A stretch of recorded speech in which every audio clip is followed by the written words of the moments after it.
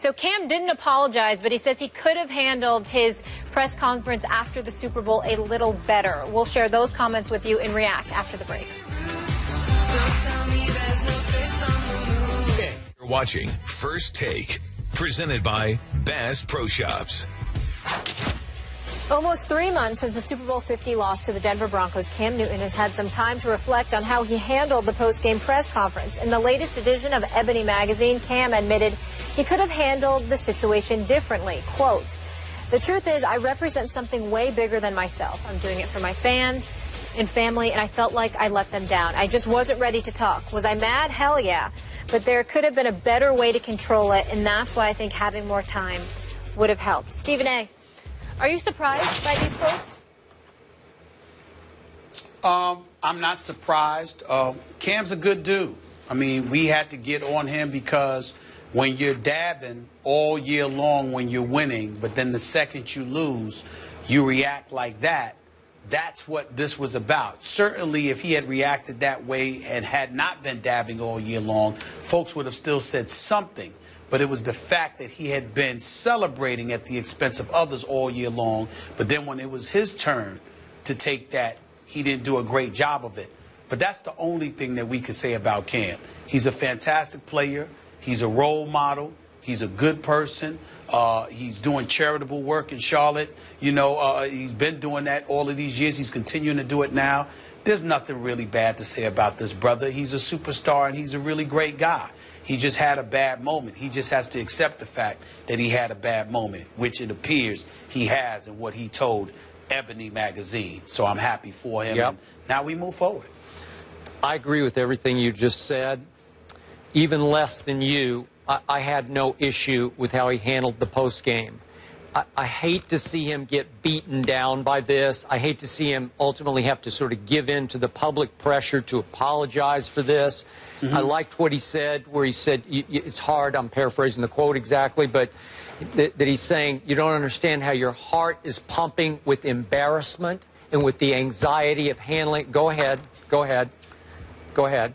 Go ahead. No. I'm sorry, Skip. Okay, I thought you wanted to say something. Okay, but no, go ahead. But your heart's pumping with the anxiety of this moment. He'd never been in this moment before. And I'm not going to condemn this kid because he's still got a lot of kid in him. This was a learning experience. And I thought it was just fine because I liked his quote the next day, you know, show me a good loser, I'll show you a loser. That is true. Well, the only thing that I wanted to say to you, Skip, is that there's a reason we took it differently. And it's the black-white dynamic, to be quite honest with you. As a young black man who is a role model and a superstar, I knew what kind of heat he was going to take because he did that. Yeah, you're right. And what I was upset about was the fact that by doing so, it was going to give the haters an excuse to ignore all he had done great and live off of all the negative things they had said about him, and he gave them ammunition to do that. That's why I didn't like it, because I didn't want him to have to go through that. With you. Got it. Jared Goff and Carson Wentz are expected to be the first two picks in tonight's NFL draft. Todd McShay released his last big board, and he has Carson Wentz and Jared Goff the 10th and 11th ranked players. How concerned should the Rams and Eagles be on using the top picks on these quarterbacks for that? We welcome Herm Edwards to the desk. Herm, we need you here. Well, you're concerned, obviously, if these guys are busts because you've traded away and mortgaged your future. But in the National Football League, you don't have a long future unless you have a quarterback. So you have to understand that. I think both these young men are good players. You would say that they're probably not ready at this point to be inserted in the lineup. You look at the Rams, it seems like they're going with Goff. He's probably in a better place than Wentz. When you look at the Rams football team, how it's built, what they're going to ask this guy to do. Reminds me a lot of Alex Smith in this sense. If he can play like Alex Smith, he'll have a long career because of the team that he plays for, the Rams, and the fact they want to run the ball with Gurley. This team only threw 11 touchdown passes last year. If he can throw about 20 touchdown passes a year, don't turn the ball over, they'll play steady defense. The runner will score anywhere between 10 and 15 touchdowns. they have a chance to win a lot of football games. They were a 7-9 football team last year, lost 3 games by a total of 12 points. So I think they look at him that way. We're not going to put too much on his plate. Now, Wentz is in a different situation. He goes to a place where this whole football team is being restructured. When you think about it defensively, they go from a 3-4 to a 4-3. They have some pieces, but they're not all in place. They have an offensive head coach in Doug Peters that basically wants to run a West Coast type of offense, wants to run the power. They're going to run the football a little bit more than they have done in the past. They got a young quarterback. They were hoping that Sam Bradford was going to be the bridge, but it doesn't look like that. I don't know if Sam Bradford's lasts the whole year. I think he'll be gone by June. That's just my personal opinion. We'll see. Then Chase Daniels will have to be that guy, unless Wentz just blows him out of the water. And all of a sudden you look at him every day and you watch him in the preseason and say, you know what, let's put the guy in there and let's let him play. So I think both young players are in different situations. And, no different than last year, we knew that Jameis Winston and Mariota, now their grades are higher. We had higher expectations, but they both went to teams that were maybe in transition. And they survived it. They actually survived it. Did. Can these guys survive it physically, but more than that, mentally? A lot of pressure on the kid in Philly because it's in Philadelphia. Rams, a lot of pressure will be taken off that kid because they got Gurley back there. And they got a team that's pretty competitive in the division. Not saying Philadelphia can't, because the Dallas Cowboys were hurt last year. They'll be competitive. The Giants will be better. Washington is Washington. They won the division. So it'll be interesting to see how this thing unfolds. Stephen A. Well, when we talk about the concerns of the Rams and the Eagles in terms of their picks, Coach Herm Edwards, before you came on for this segment, you said, where does Jared Goff play? University of California. Cal. Yeah. Is there a particular quarterback in the NFL right now who's elite that comes from there? Oh, yeah. Aaron Rodgers. What's his name? Aaron Rodgers. That bad? Is that bad, He's man? a bad man. And you know what? You'll man? like this one. I'm going to show you how bad he is. He's the only one out of the 16 now, well, we'll just say 15 because Goff hadn't been drafted yet, that actually won a Super Bowl. Right. That had been drafted out of Cal. I knew that, Coach. I just wanted you to say it. Yeah, it's a bad man. Special to me. No doubt. He's a bad man. 24th overall in 2005. We understand that. Here's the difference. Aaron Rodgers came into the league, forget the cushion, being able to sit behind Brett Favre, learn, etc. He also came into the league knowing that he deserved better than what he got in terms of falling so low in that draft. This guy, Jared Goff, may go #1 overall. Yes. Now, I've got a friend that met Jared Goff, okay? And he was with his son. And his son said, Dad, you in better shape than him. Because Jared Goff looked tall. He was just tall, but he looked a bit fluffy. That was the word that they used. Fluffy. Didn't seem in great shape, etc.